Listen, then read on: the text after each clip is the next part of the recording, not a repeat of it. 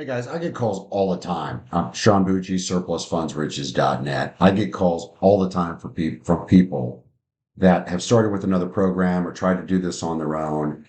And some of the things they've said to me were immediate red flags. So I want to cover some things that's going to help you guys stop begging for business and being weak and ineffective in this business. It's important you understand this, especially for those of you that have never had a business before or never been in any type of sales or any kind of business that requires you interact with other people where you have to be able to talk them into things. In this business, there are about 10 important things to remember when you're trying to put a deal together. Number one, and this is a military saying, embrace the suck. Know that you're going to burn the first couple of calls.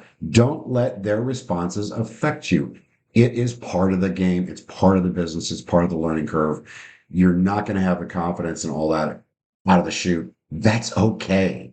Understand that going in so it doesn't get to you. Number two, don't beg the question. This is something I constantly have to tell my crew. You get a few calls in a row where they have a similar objection or question. That's not a trend, guys. Don't beg the question. Don't start changing your script and start addressing an objection that hasn't even been voiced. You're making the objection for them and you're making them think about a possible negative that wasn't even in their mind. Okay. What I do with my staff is occasionally someone will say, hey, deals from this particular researcher, here's the issue I'm finding. Or in this particular state, here's the issue I'm finding. So what I do is I go, hey, thank you for the feedback. Do me a favor. Make a pile whenever you get that reaction from someone on your desk, and let's talk again in a week. And there's never another file there. And that's how I teach them. Guys, a few calls with a similar objection or reaction is not a trend. Don't throw out your script because you happen to hit a weird cycle and people have asked or said the same thing more than once. Number three, go in with a set offer, guys. Lay out your offer and let it go. Practice waiting. And this is important for you. Practice waiting 10 seconds or more on a phone call. I know it's extremely awkward. Once you do it, you go, oh my God, 10 seconds is so long. But guys, if you jump in on awkward sentences or awkward silences, that makes you weak and that makes you scammy. Okay? Use the takeaway close. Walk away, so to speak, on the phone and in your mailings. Decide now, are you going to be a closer or an order taker?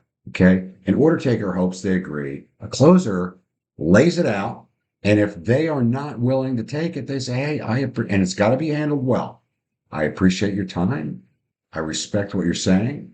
If you change your mind, please give me a call. Have a great day.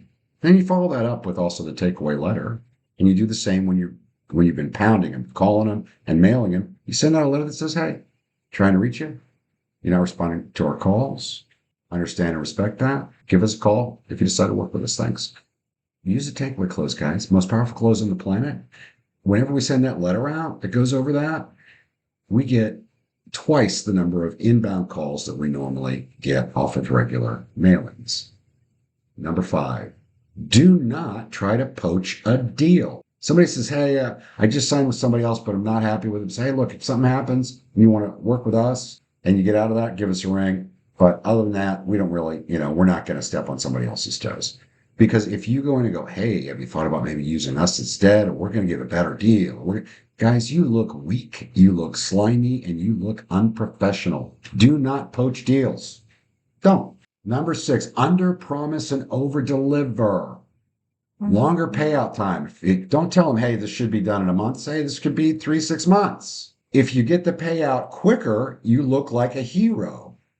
Always use a longer payout time and warn about the potential for counterclaims and ask them if they have something you don't know about, an IRS tax lien, whatever.